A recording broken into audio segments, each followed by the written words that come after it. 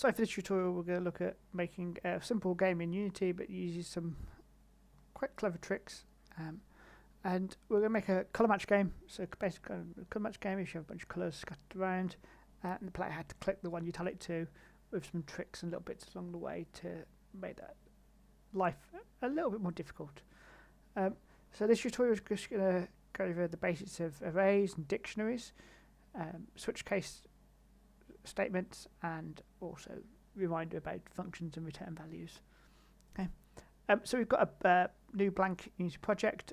It's a 2D setup, and we've got a new scene. So what we're going to add to this new scene is we're going to add a button. Okay. We're going to add the button. You'll notice that I've got my game set up to be a 1024x768 resolution. That's just standard resolution I have set up. You can set it wherever you want. I'm going to set my canvas scaler to scale with screen size. I set that resolution just so that whatever I set it to, I know they're going to be about right. And I'm going to make my button bigger, squarer. I'm just going to go with this text. And I'm going to put it down about here. And then the button, what we're going to do for the button, we're going to change every time we want to create a new value. We're just going to change this color value. Okay? We're going to change it by code. Okay? So don't have to worry about that now. Okay? We're going to add 2 more text boxes. Okay? One we're going to call color text, and one we're going to call score text. Don't need to worry too much about those now, they should just be there. Oops, if I ignore that. Right. And there we go. We've got to, let's just make them a bit bigger what we remember. Set things to best fit and 120. And there we go. There we go. So we now have a button and 2 text values. So we're going to create a new script on here. Right, we're going to call it Game Manager. Right. And this Game Manager here, right, we're going to have it on our canvas. Right. We're going to open it up. So we'll open it up in Visual Studio, and we're going to have some very simple logic to start off with. Okay, so we need to break this down. So the first thing we obviously want to do is we want to make it so that when the game starts, it picks and sets our buttons, we can have many if we want, into random colours. So there's lots of ways we can do this. As I say, we're going to use some clever little tricks to actually get that done. Okay? So as I said, we're going to change this colour selection in Unity, and we're going to use it to change the button's colour, or the button image colour. Which means that what we want is we want to start by importing in the UI tools. Okay, because we want the UI, and we're going to start with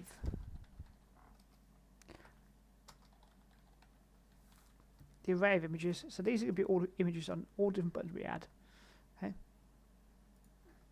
and we can start by saying images equals get component in children. So we'll get components with the S in it. Okay. So that will get all the components in the children of the transform that this is attached to, that have an image component on it.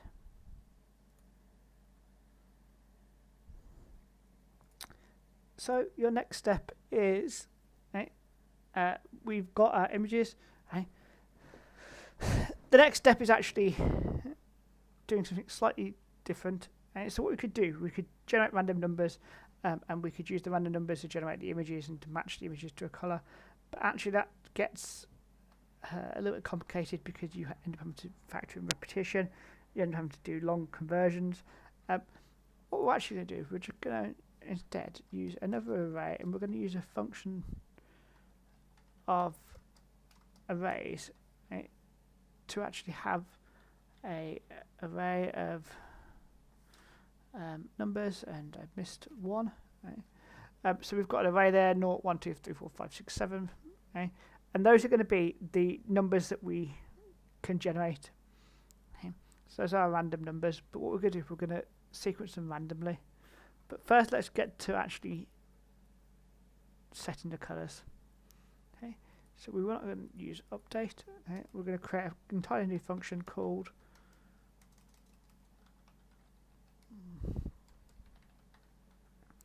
set color. Okay. So set color is going to do a little bit of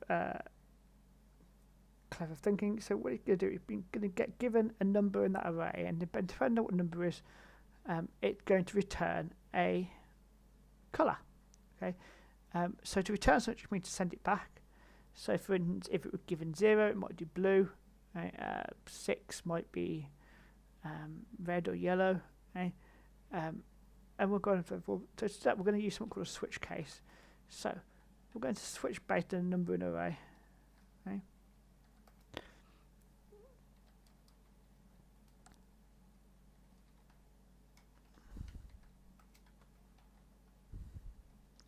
So what this says is that we're going to, depending on what that number in an array that passed in is, okay, if it's 0, we'll return colour blue. If it's 1, we'll return cyan. Okay.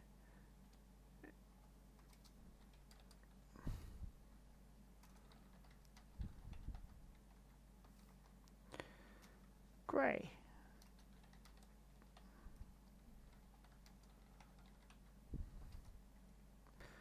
Green.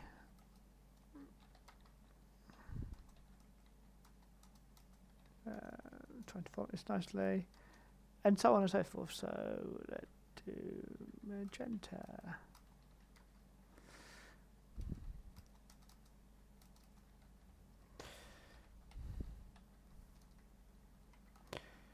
Red.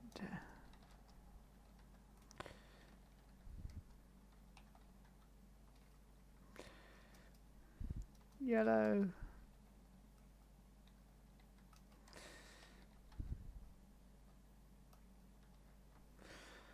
White. And then what we need is we need a default, so that what we know it will be, just in case, for C#'s own peace of mind, if the number that get given isn't 0, 1, 2, 3, 4, 5, 6 or 7, we just need a default and that will be clear. Okay? We could make the default yellow, but let's keep it simple. Okay? So this is here is going to be used to set the colour. We can use that to set the colour for all sorts of stuff. Okay? And setting up this as a separate function will make things a lot easier in life later, because later that means that we we don't actually have to worry, about what we're using the colour for, whether we're using it for images, whether we're using it for text.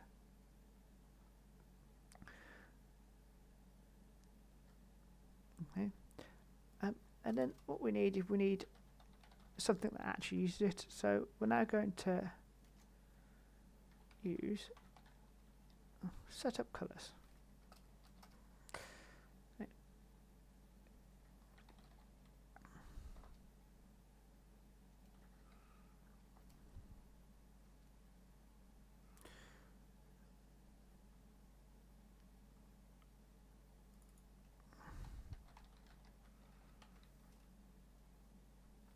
Not technically needed, okay. But hey, we'll use that just in case. Okay. What we're going to use, we're going to use something called link. Link allows us to manipulate lists and arrays. System.link. Okay. So you might not come across link before. Link allows you to manipulate lists and collections of objects, like this. Okay.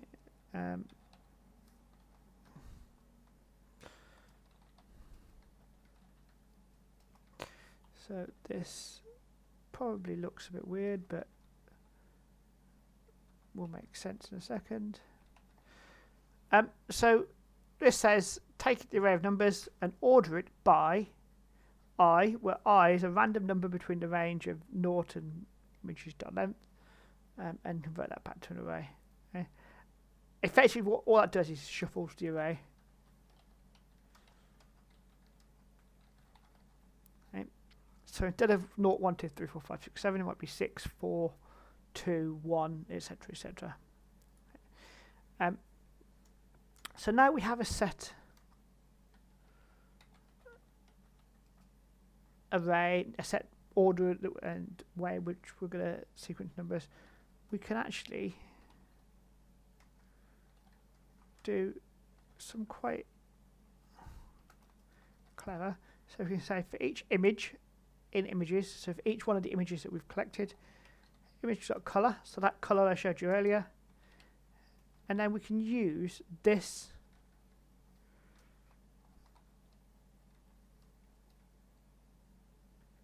function here, so this function that we wrote here, okay, and okay, this shuffled list to say set the color to be whatever number we've picked out the array.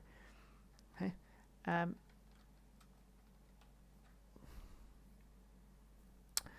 we edit around, so for each color we should pick an extra number in the array. Nice and easy, nice and straightforward.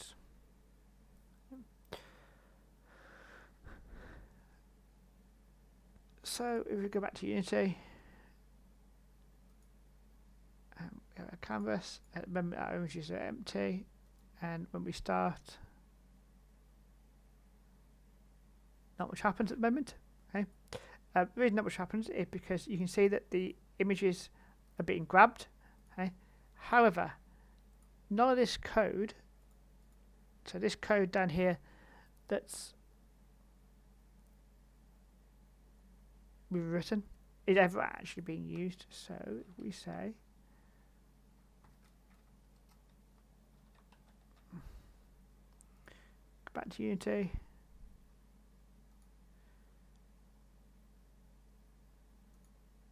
blue,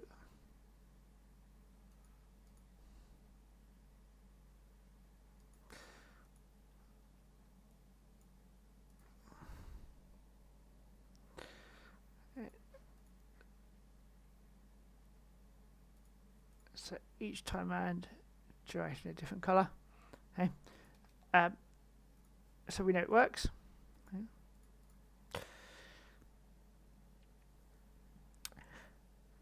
So we now have our buttons, and we can add as many buttons as we like, and they'll all change color. Okay. What we need to do is have it so that it sets and gets a kind of target for us to color. And this is where it gets a little bit more complicated. It's quite difficult to change from a color to a text and back and forth. So we're going to use another C# function, another C# utility called dictionaries. So dictionaries are like arrays in that they're lists, but these are lists that are in key value pairs. Okay. So we have a dictionary of colors. Okay. We have the string that represents the color's name, and then the actual color itself. Okay. And what we're going to do, we're going to fill that in with creating a new dictionary, and then we should add, if I mind my colors, the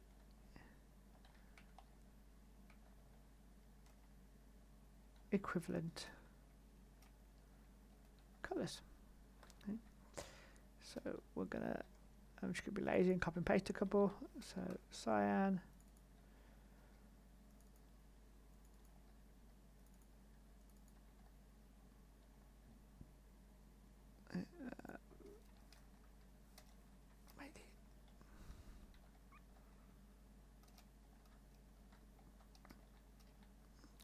so we have next green, and then magenta and red.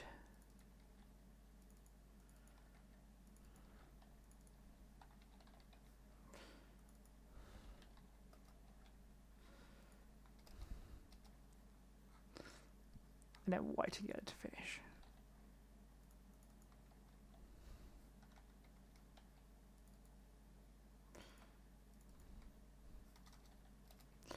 So you have now a dictionary of colours that we can match up. Okay? And then we can go down and we can say public void setup text. So we'll use this one to actually set up the text that we're going to use. Okay? Couple of bits and pieces we probably want to do. Okay? We probably want to add a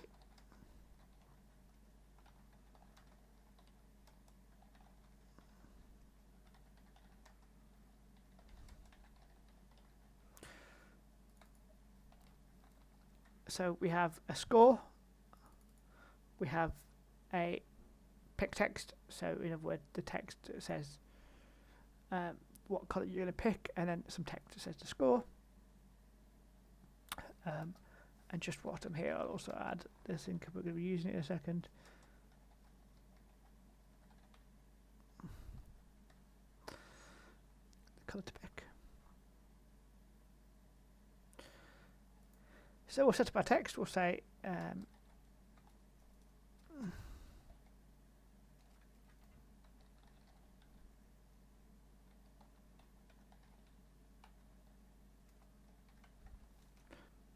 create random number. Right? This random number becomes important. Now what we say that the colour we want to pick equals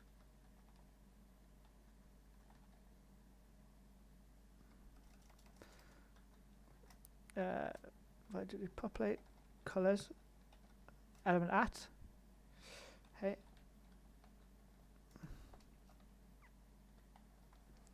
So we pick a random element in the dictionary and get its key, so that's its name, and then we say colour to pick equals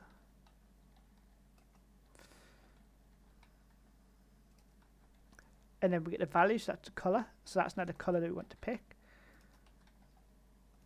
and we set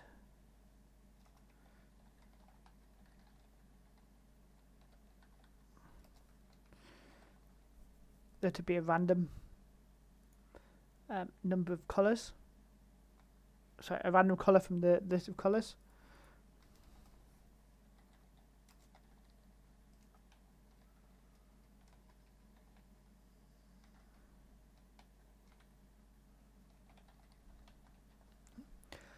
And then we update the score text. Okay. So, generate a random number. Use that random number to pick a random colour from the dictionary and assign its key, so its name, to the text of the pick text, and the colour of it, so its value to the colour pick, and then set the text, just to confuse our player a little bit, set the text to be something a little bit random. Okay.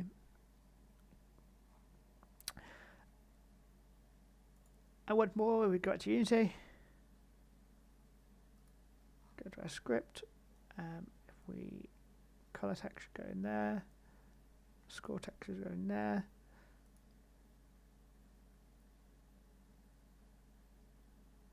oops, I forgot once again to call the code, so the code get called there.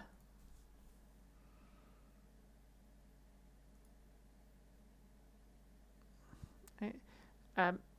So we want to click blue, okay. But at the moment our buttons don't do anything.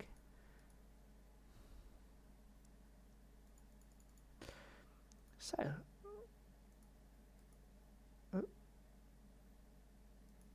what we're going to do is we're going to make it so that button do something, and that'll be our final bit of tidying up.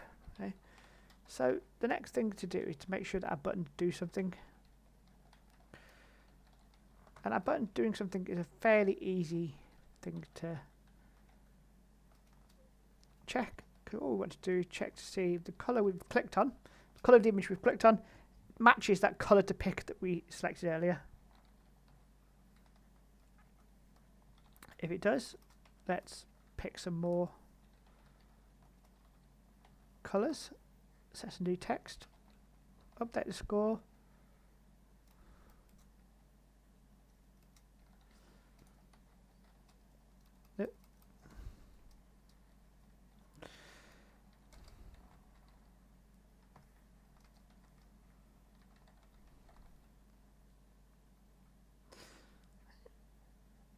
Nice straightforward. What I'm also going to do here, if where I pick the tiers is, I'm just going to add this to say click that, just so we've got a bit more clarity. Okay, and then back in Unity, I'm going to click off my play, right, and I go to my unclick, right, drag my canvas in, go to Game Manager, right, check colour, and I'm going to drag my button in so that now when I'm checking colour, so when this button pressed, I'll check the colour of the button that pressed it, so this image here, okay, against the colour that I want. Okay. What I'm going to do is I'm going to duplicate this a few times, so set it here, and put some up here, and I'm going to also change the background colour just so I can make it a little bit nicer.